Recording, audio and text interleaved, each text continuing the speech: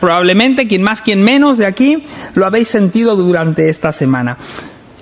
El viernes, Francia se conmocionó de nuevo por el asesinato de un profesor en otro atentado terrorista, quizás más pequeño que el que vivíamos el sábado pasado, pero sin duda atentado también. Justo hacía 3 años, casi exactos, que también otro viernes, otro profesor francés de historia moría degollado delante del colegio por un joven de menos de 18 años. Jóvenes radicalizados, normalmente a través de las redes sociales y de esos espacios de radicalización que hay y que ocurren con más frecuencia de la que quisiéramos. Aquel profesor, el de hace 3 años, murió por hablar de la expresión de libertad y usar para ello las fatídicas caricaturas de Mahoma que la revista francesa Charlie Hebdo había publicado en su momento. En pro de la libertad, un valor muy francés, le costaba la vida a aquel profesor, a él, y el golpe para toda su sociedad. Esta semana el conflicto de Hamás y de Israel llena las portadas de las televisiones, llena nuestras páginas. Nos situamos también, muchas veces nos situamos respecto a nuestras ideas. Como decía antes, el pueblo español suele ser pro-palestino, muchos evangélicos son muy pro-israelíes, y a veces en ese situarnos no hacemos de los espacios de reflexión oportuna. La violencia es violencia. Yo creo que malo cuando tenemos que invocar el nombre de Dios para hacerle daño a alguien. En general, eso no suele ser un buen negocio. El conflicto entre Hamás e Israel, no me voy a poner yo politólogo, no sé prácticamente nada en comparación con los expertos que sabrán mucho de este tema y todo lo que se dice estos días.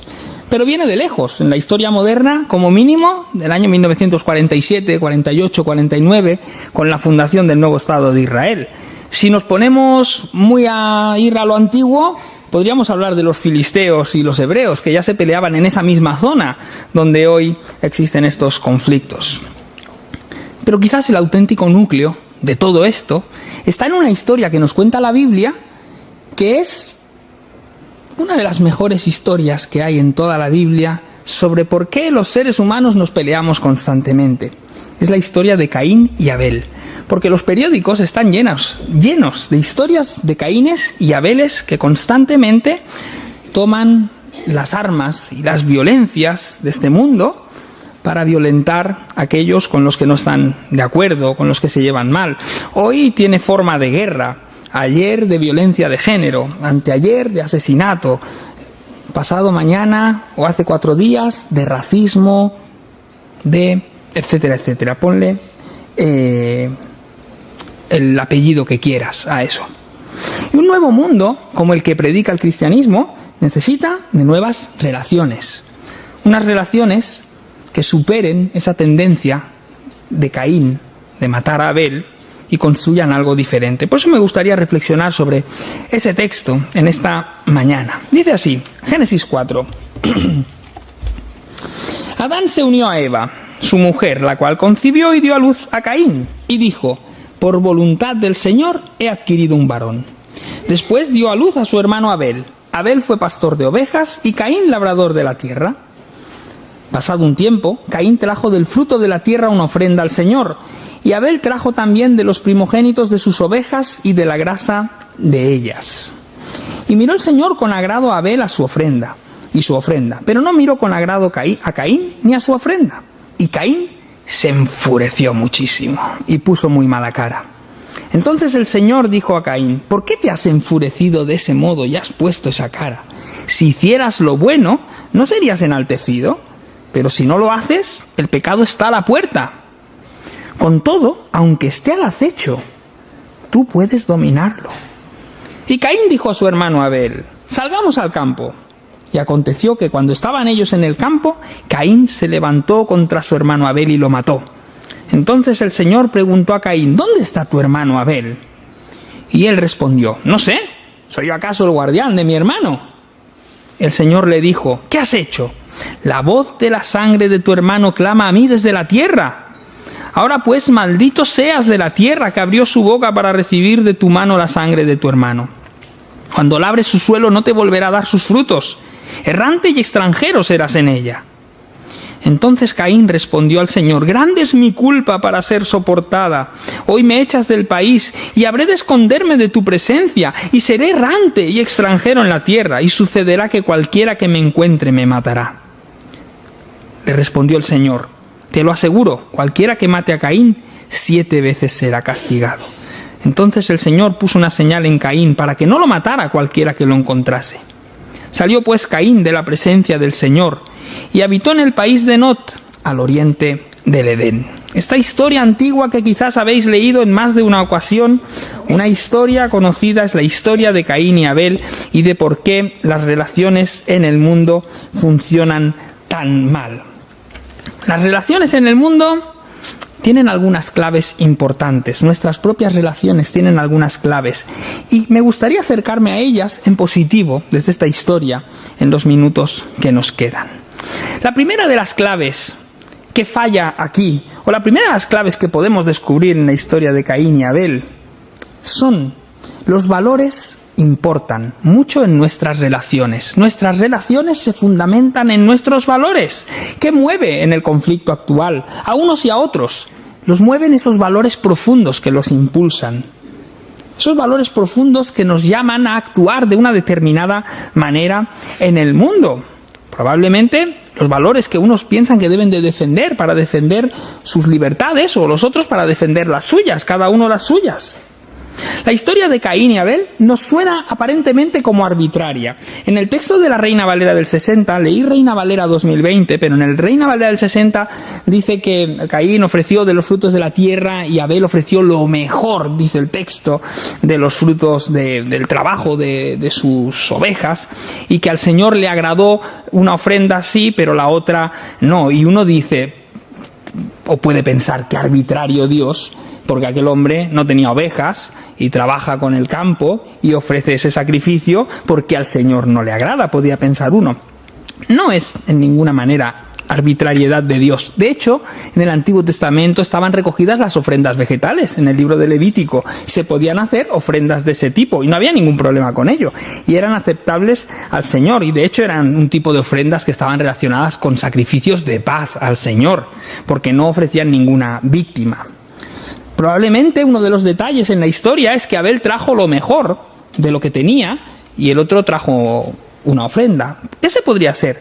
Pero también quizás, más aún, la clave está en que Abel había entendido algo que aparece desde los orígenes de la Biblia hasta el final de ella, especialmente se culmina en Jesús, que es que el sacrificio debía de implicar la muerte de alguien que era inocente, como aquel animal. La religión patriarcal, desde sus orígenes, incluía algo muy sencillo, que era un sacrificio animal. Caín no había entendido esto. Dice Gerhard von Rath, uno de los mejores especialistas en el Antiguo Testamento, las diversas ocupaciones culturales determinan también una diversidad de cultos. O sea, lo que hacemos, en lo que nos ocupamos, determina también, construye el Dios al que adoramos. O sea, nuestros valores terminan influyendo también en la manera en que vemos a Dios. Cuando alguien mata en cualquier parte del mundo y de cualquier religión a alguien en el nombre de Dios, da igual que sea el Dios cristiano, Alá o lo que sea, cuando alguien hace eso, también muestra el tipo de Dios en el que cree y que tiene, evidentemente. Lo que hacemos y cómo vivimos refleja también aquello que adoramos, aquello que entendemos que es o que está detrás de todo. Y en la historia de Caín y Abel hay dos tipos de valores que están muy claros para los expertos o los estudiosos del texto. Yahvé, el Dios de las montañas, el Dios de los pastores, el Dios de los sacrificios de sangre, no tiene nada que ver con la religiosidad cananea de la época, una religiosidad que estaba centrada en las diosas de la fertilidad o en los ciclos de la naturaleza o en el hombre sedentario que empezaba a cultivar la tierra. Como decía, las ocupaciones determinan los cultos. Y en toda la Biblia, en todo el Antiguo Testamento, hay un importante combate entre esos cultos paganos, cananeos, que adoraban los ciclos de la tierra, y el culto a Yahvé, que entendía que Dios estaba por encima de todo eso. Pero trayendo esto a nuestras vidas, esto nos conecta con algo muy profundo. nuestros valores influyen en nuestras relaciones. Si entre mis valores, si entre mi top 5 o top 10 de valores está la amistad comprometida, me voy a portar diferente con las personas con si entre mis valores está me acerco a las personas a ver qué puedo sacar de ellas. Seguro que conocéis a alguien que ese valor está entre los 3 primeros suyos. Si entre mis valores está la generosidad, me portaré diferente con las personas que si en mi top 5 de valores está el egoísmo, que a mí me vaya bien y los otros ya veremos si sobra algo para ellos. En el caso del profesor francés de hace 3 años, cuando falleció aquel profesor, cuando fue asesinado, entre sus valores estaba la libertad de pensamiento y poder expresarla, y su asesino valoró que debía de defender a Dios por encima de la vida o la dignidad humana. Así como son tus valores, son tus relaciones. Dime cuáles son tus valores y te voy a decir cómo funcionan tus relaciones, tus valores profundos. No lo que a veces decimos, sí, yo soy muy majo y yo amo a todo el mundo y paz para todos, pero luego no lo vivo. No, nuestros valores profundos determinan cómo nos portamos con las personas que nos rodean. Fijaos, tengo un amigo mío que cuando falleció su padre, él apenas conoció a su padre, vivió prácticamente toda la vida educado por la madre lo sacó adelante, una vida pues con sus complejidades, ¿no?, de ser madre soltera, y el padre no se preocupó nada. Cuando llegó el día del entierro, falleció el padre, él fue allí, y todos los compañeros de trabajo alababan a aquel hombre, de lo maravilloso que habían sido, y le daban palmaditas en la espalda a mi amigo y le decían, qué suerte tener un padre tan genial como este. Mi amigo decía, para nada. Ha sido un desastre de padre, no lo he visto nunca. Quizás sus valores eran ser buen amigo o darlo todo en el trabajo, pero en la familia y como padre no había aportado nada en toda su vida. Pues eso, los valores influyen en lo que hacemos. Segunda clave importante en este texto. Necesitamos aprender a aceptar las diferencias entre nosotros. Qué bueno ha sido el retiro para vernos, hablar, conversar y conocernos mejor. Y conocer a personas que a veces en la iglesia no da tiempo de saludar. Estoy convencido que los que fueron al retiro la semana pasada conocen a alguien y han tenido algo de intimidad con alguien que no tenían antes de poder ir. Es difícil aceptar las diferencias. Caín dice que se irritó y puso mala cara, decayó su semblante, dice en la Reina Valera del 60, cuando vio que Dios aceptaba a Abel mejor que a él. El problema de la diferencias de mucho tipo, está vigente ahora mismo en Oriente Medio y en todo el mundo, y está en el medio de los conflictos. Tendemos a violentar más al que no se nos parece, al que vemos diferente, por lo que sea, por el estatus económico, por el color de la piel, por sus ideas políticas, por aquello que parece que le hace distinto a nosotros. Es más fácil. Y nos cuesta mucho aceptar las diferencias. Caín no supo gestionarlo eso y sintió envidia profunda de su hermano que de alguna manera había sido, o cuyo sacrificio había sido más aceptado delante del Señor. Vivimos en un mundo cada vez más polarizado, hermanos y hermanas. Cada vez tiende más a separarnos, a dividirnos, a romper lo que hay entre nosotros y aquello que nos une. ¿Y no es triste eso? Que a veces tendamos a mirar siempre lo que nos separa y lo que nos aleja los unos de los otros cuando hay tantas cosas que nos unen. No sé, la genética de los seres humanos es, no sé, al 99, mucho, igual la de todos nosotros. Da igual que mi piel sea más blanquita y la de Tina más morenita. No importa para nada. Da igual que yo haya nacido aquí y hayas nacido en Venezuela o haya nacido alguien en China o en Estados Unidos. Da igual. Somos todos iguales. De la misma pasta estamos hechos. Las diferencias que nos separan son mucho más pequeñas que lo que nos une. Pero tendemos a separar y a hacer esas diferencias. Mirado desde lejos, a nosotros, israelíes y palestinos, casi nos parecen lo mismo. Para ellos sería un insulto, seguramente. Pero ¿no eran hermanos en la Biblia? Estaban emparentados. Los edomitas, los moabitas, los hebreos, todos esos pueblos, si miráis los orígenes en el Génesis, veréis que eran primos hermanos todos, que estaban todos emparentados. ¿Por qué entonces nos llevamos tan mal y nos cuesta tanto? Somos poco tolerantes y poco flexibles con el otro, con el que no es igual que yo, al que considero de alguna manera por debajo mío. Porque la historia de Caín y Abel también es que uno quiere estar por encima del otro. Y a veces también cuesta mucho ver eso, considerar eso. Hay una película de los 80, La historia interminable, un libro también sobre él, donde el personaje de la película, Atreyu, los que no sois de los 80 no se habéis visto, pero bueno, yo voy sacando por aquí mi época favorita del mundo. Entonces, me gusta más la actual, ¿eh? Yo vivo en el día de hoy mucho, pero rememoro esos tiempos. Vale, Kit Kat ya. En esa película, Atreyu se encuentra en un momento con un espejo mágico, el espejo de la verdad, que nos muestra tal y como somos. ¿Qué hay de verdad en lo profundo de nuestro corazón? Probablemente Caín tuvo que enfrentarse a ese espejo. Dios le dice, ¿qué vas a hacer? Mira que tienes en tu mano controlarlo. El pecado está a la puerta, al acecho, pero tú puedes dominarlo. Y luego Dios lo destapa. ¿Qué has hecho, Caín? Por favor. Probablemente Caín tuvo que mirarse en ese espejo y reconocerse. Y necesitamos hacer ese acto de aprender a amar la diferencia, aprender a valorarla, aprender en primer lugar, a no odiarla o no combatirla y empezar a valorar aquello que es diferente. Nuestras sociedades en el futuro serán más diferentes y más mezcladas. Vamos hacia eso, el mundo. Y si lo llevas muy mal con eso, vas a sufrir mucho en el mundo que está por venir. Tercer aprendizaje que podemos hacer de la historia de Caín y Abel es: aprende a gestionar tus reacciones. Eso es importante. Estos días en las noticias, uno de los focos importantes está en la reacción de Israel frente a un acto terrorista donde cabe recordar que han muerto 1000 y muchas personas. No recuerdo exactamente el número, pero un atentado probablemente después del de las Torres Gemelas, yo creo que no ha habido otro atentado terrorista tan grande en la historia ahora mismo. Pero muchos ponen el foco en cómo va a reaccionar Israel. Y decimos, ya sabía Hamás lo que iba a pasar, probablemente. Ya sabían lo que iba a salir después de todo esto. Podemos controlar las reacciones. El Señor le dice a Caín, ¿por qué te has enfurecido de este modo y has puesto esa cara? Si hicieras lo bueno, ¿no serías enaltecido? Pero si no lo haces, el pecado está a la puerta. Con todo, aunque esté al acecho, tú puedes dominarlo. Tienes todavía la oportunidad de tomar una decisión respecto a lo que vas a hacer.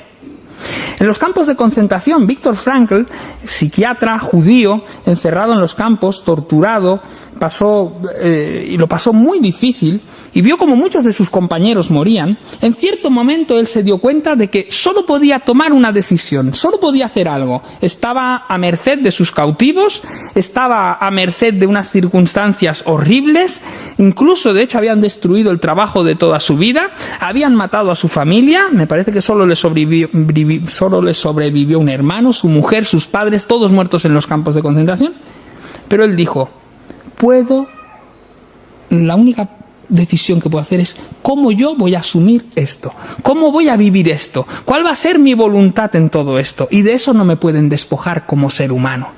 Y eso le ayudó a transitar por un camino muy, pero que muy doloroso y muy injusto, aprendiendo a vivir su propia voluntad en medio de la deshumanización de aquellos campos de concentración. El Señor le dice a Caín, tú tienes dos opciones para abordar este tema. Puedes elegir hacer lo correcto. Pero Caín, sabemos por el texto que no lo hizo. Resulta curioso los nombres de esta historia. Abel viene del hebreo Ebel, que significa suspiro. Suspiro aparece 38 ocasiones, esta palabra hebrea, 38 ocasiones en el Eclesiastés, que habla de la vanidad de la vida. La vida de Abel fue como un suspiro, nos está diciendo su propio nombre. Y Caín viene de adquirir o poseer, y aunque Eva pensó, he adquirido un varón por la voluntad del Señor, quizás tenga más que ver con ese acto de poseer por la fuerza aquello que de alguna manera no había obtenido de una forma noble. Porque al final Caín se impuso sobre su hermano. Dice el apóstol Pablo, airaos, pero no pequéis. Y hay que saber diferenciar entre el enfado lícito y las reacciones desmesuradas. El texto nos enseña que la violencia no es fatalismo, porque a veces pensamos o consideramos que no había otro camino para ello. El fatalismo es una doctrina o manera de pensar que considera que los acontecimientos no se pueden evitar porque están sujetos a una fuerza mayor que rige el mundo. Es imposible cambiar el destino. Y esto creían muchos pueblos del entorno de los judíos, pero no los judíos. Dios enseña en este texto, como en muchos otros, que se puede hacer la diferencia, que se pueden cambiar las cosas, que se pueden tomar decisiones diferentes, que estaba en las manos de Caín hacer lo correcto. Y de alguna manera, Dios le está diciendo eso. Puedes cambiar cómo vas a actuar con tu prójimo. Cuarta idea que quiero compartir con vosotros. Dios le da una alternativa. O nos plantea una posibilidad de alternativa para mirar las cosas desde otro punto de vista. La responsabilización de nuestro hermano. Responsabilízate de tu hermano. ¿Y si hoy hubiera otro camino para este conflicto? ¿Y si hoy unos y otros decidieran cuidarse y ayudarse y protegerse en lugar de herirse y violentarse y bombardearse los unos a los otros? Los civiles, que son los que sufren en todos estos conflictos y se llevan la peor parte, agradecerían ese gesto. Y estoy convencido que hay civiles en uno y otro bando que preferirían que eso fuera así, igual que en todos los conflictos de la tierra. Dijo Caín a su hermano: salgamos al campo. Aconteció que estando en el campo, Caín se levantó contra su hermano Abel y lo mató. Y el Señor le dijo a Caín: ¿dónde está Abel tu hermano? Y entonces respondió con cierta desfachatez: ¿acaso soy yo el guarda de mi hermano? En cierta ocasión, Juan Pablo II, que fue papa de la Iglesia Católica, visitó en la cárcel al que intentó matarlo, Mehmet Ali Akkea, un turco que en el año 81, los que sois de esa época lo recordaréis, intentó asesinar al que entonces era el pontífice romano.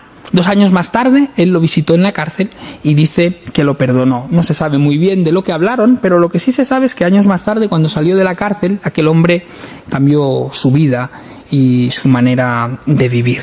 Bueno, no sabemos si le afectó o no la visita del Papa. Lo que sí sabemos es que en aquel momento ese fue un acto público de perdón contra alguien que había violentado a una personalidad pública. Y aquí, en esta historia, lo que vemos es cómo la violencia termina dando lugar al peor de los escenarios, al crimen. Aquello que nace en lo hondo del corazón, que va anidando y que va creciendo, termina dando lugar al crimen. Y en lugar de eso, la gran opción que tenemos es responsabilizarnos del otro, tener cuidado del otro. Esta semana mi hermana me contaba, estuvimos en Barcelona 3 días a ver a mis padres, y mi hermana me contaba que había ido al dentista. Y en el dentista la cosa se iba complicando por momentos, tenía un nervio muy mal y le tenían que sacar el diente y le estaba doliendo mucho y ya ni la anestesia le hacía nada. Y entonces la doctora le dijo a la enfermera: cógele la mano. Y le cogió la mano. Y la mano no calma nada. A mí el dolor de muelas es de las cosas que menos me gusta en este mundo, de sufrir. Pero a veces dar la mano, en un momento así, ayuda, hermanos. Y a veces necesitamos quien nos dé la mano. ¿Quién nos tienda una mano en un momento difícil? En lugar de desresponsabilizarnos del otro, necesitamos ser manos tendidas, porque a veces una mano dada puede cambiar el destino de una persona. ¿Quién nos da la mano a nosotros? Caín dice: yo no soy el guarda de mi hermano, ¿qué me pides excusas a mí? Yo qué sé dónde se habrá metido mi hermano, aunque sabe bien lo que ha hecho. Y en cambio Jesús enfoca eso de otra manera. Jesús dice: todas las cosas que queráis que los hombres hagan con vosotros, así haced vosotros con ellos. Y en la parábola del buen samaritano nos enseña que nosotros podemos ser el prójimo de los otros, que podemos ser el buen samaritano, el prójimo que necesita a nuestro vecino, nuestro cercano, aquel que está sufriendo. Podemos ser esa mano. Y Caín falló en eso, falló en entender que la vida de su hermano también era responsabilidad de él, que la violencia contra su hermano le iba a afectar a él. Falló en entender que en la fraternidad no hay fraternidad sin responsabilidad, si no me hago responsable, si no me comprometo con aquellos que me rodean. Y eso no solo es para la fraternidad de sangre, sino para la fraternidad humana, para la nuestra también como iglesia. Si no me comprometo, si no me responsabilizo de los que están a mi alrededor, no puedo ser hermano de ellos tampoco. La última de las lecciones de Caín y Abel es la de el riesgo, el peligro de aislarnos. No te aísles, creo que dice ese texto a voces para cada uno de nosotros. Dios se presenta y le dice: ¿qué has hecho? La voz de la sangre de tu hermano clama a mí desde la tierra. Ahora pues, maldito seas tú de la tierra que abrió su boca para recibir de tu mano la sangre de tu hermano. Cuando labres la tierra no te volverá a dar su fuerza. Errante y extranjero serás en la tierra. Y entonces Caín parece que entra en razón y se da cuenta de que es demasiado grave lo que le ha sucedido y lo que ha hecho. O de alguna manera busca excusas para aquello que ha hecho. No lo sabemos muy bien. Dios se presenta, dicen los expertos en el texto bíblico, se presenta como un juez de Oriente, en una antigua corte de justicia oriental, que abre diligencias contra el acusado y que va a demostrar que es culpable. La sangre vertida del inocente clama desde la tierra en la mentalidad antigua. Si no has sido enterrado, si alguien te asesinó por el camino, eso clama a Dios directamente, que nunca esconde su rostro de los oprimidos. Lo que no sabe Caín es que el crimen que ha cometido tiene una consecuencia directa sobre él. Leemos aquí que parece que Dios lo maldice, maldito seas tú de la tierra, pero en el fondo la maldición no es de Dios, la maldición es que lo que ha hecho con su vida, al final ha roto los puentes con él mismo y ha roto sus propias posibilidades de vida. A veces le echamos la culpa a Dios, hacemos algo mal, Dios me ha castigado. Porque a veces son las consecuencias de las decisiones malas que tomamos en la vida. No puedes decir que Dios te ha castigado cuando tus malas decisiones terminan metiéndote en problemas. La violencia conlleva esa maldición sobre Caín y sobre sus relaciones. Y en dos sentidos intensos. Caín era labrador de la tierra y ahora la tierra es la que lo maldice, donde ha tirado la sangre de su hermano. Es la tierra la que no le va a dar los frutos y la que lo va a considerar como un extranjero. El texto bíblico escribe esto con finura y precisión literaria para que pensemos en ello. Caín, trabajador de la tierra, ya no va a tener los frutos de la tierra, los frutos que él quería presentar y que fueran su mejor ofrenda. Y encima Dios le condena a ser errante. Aquel hombre sedentario que condenaba de alguna manera la vida nómada de su hermano Abel, ahora Dios lo condena a ser errante también él. Se va a convertir en un nómada emocional. Y fijaos otra vez el uso de los nombres. Dice que se fue a la tierra de Not, que significa literalmente en hebreo el errante, porque no encontró un sitio donde vivir. La violencia engendra violencia. Destruir puentes nunca ayuda ni trae soluciones. Y al final, cuando violentamos a los que nos rodean, terminamos siendo nómadas, extranjeros en todos los lugares, sin encontrar un lugar de reposo para nosotros. En la plaga de egoísmo que vive nuestro mundo no tiene que ver mucho con esa plaga de egoísmo, que somos incapaces de soportar a nadie, incapaces de perdonar, incapaces de aguantar nada, incapaces de, en muchas ocasiones, ¿no nos pasa cada vez más? ¿No oís esas historias en vuestros trabajos?